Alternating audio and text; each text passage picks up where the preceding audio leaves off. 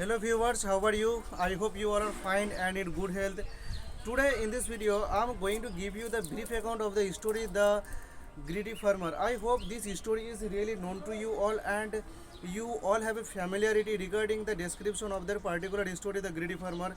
So I am here again to give you the reminder about the description or the explanation of that particular story The Greedy Farmer. So give your immense or extreme concentration in order to understand and in order to get aware of the description of that particular story. So let's get started without giving unnecessary speeches or statements through this video which is implemented by me.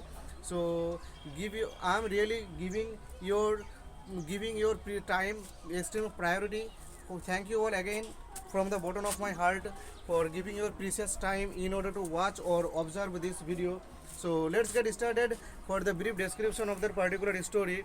One day a farmer and his wife went to his nearby market, and going to the market or appearing in the market they found a man who was selling goods, and going to that particular shopman, the farmer along with his wife, he saw that one of the goose was really very fascinating and very charming, and the farmer talked to that shopman that actually he want to purchase and he want to buy this goose. So how much do you cost, or how much does it cost, or how much amount do you want to get from me if you give the if I purchase from you?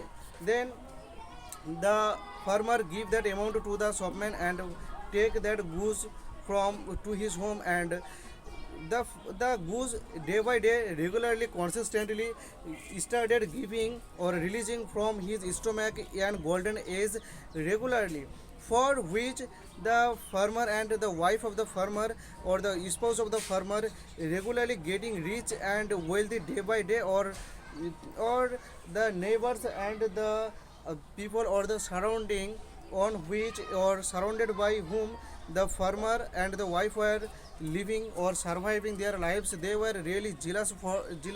So I'm not going to tell you about their point of view or observation. That is needless to show, and that is extreme unnecessary.